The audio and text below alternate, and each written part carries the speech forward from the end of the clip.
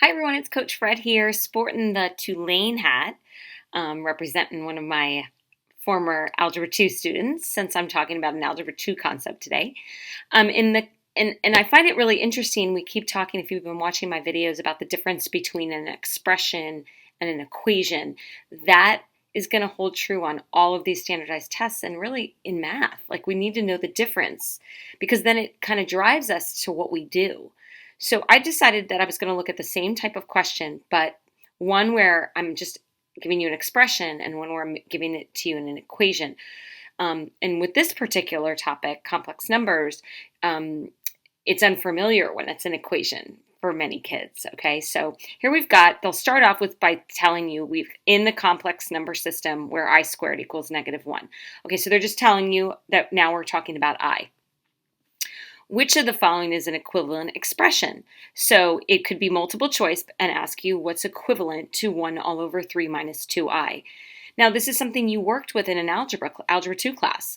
You have an expression, I in the denominator. We don't want to leave I in the denominator when we simplify it, so we're going to multiply by something called the conjugate. So the conjugate would be 3 plus 2i. That should look familiar to you. Now, remember, when we multiply conjugates together, we do have a shortcut. We really only have to multiply the first terms and the last terms because it's very similar to the difference of two squares. So those middle terms are actually going to be opposites and will cancel.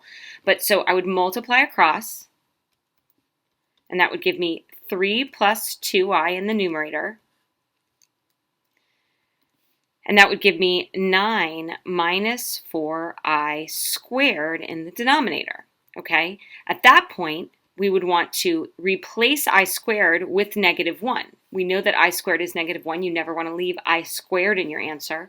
So that would be 3 plus 2i all over 9 plus 4, which is 13. So that would give me 3 plus 2i over 13. Now, when we write final answers with complex numbers, we really want to always give them an a plus bi form.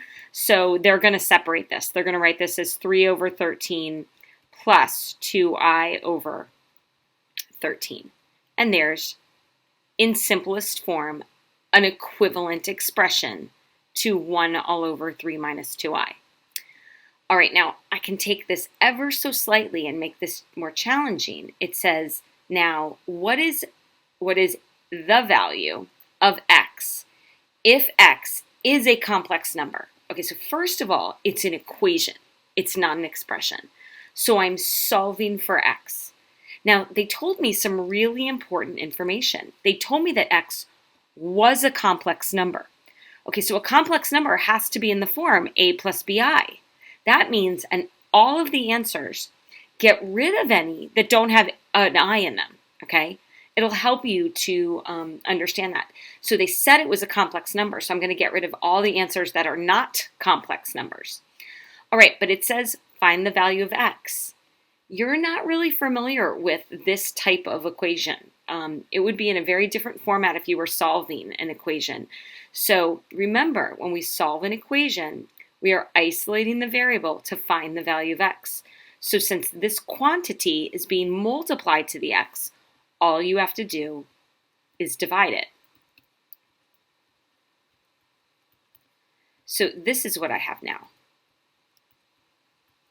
1 divided by 3 minus 2i. So now it's in the form that we're familiar with. So we can go through this same process to get that x equals 3 over 13 plus 2 over 13i.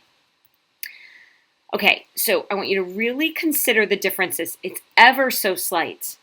This might be in, say, I'm going to guess questions 20 to 40.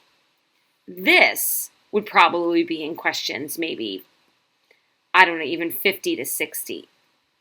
There is really no difference other than solving and simplifying. So always look at your question, identify if it's an expression or an equation so that it can help drive which approach you're going to take. Hopefully that was a helpful video. If you liked it, give me a thumbs up.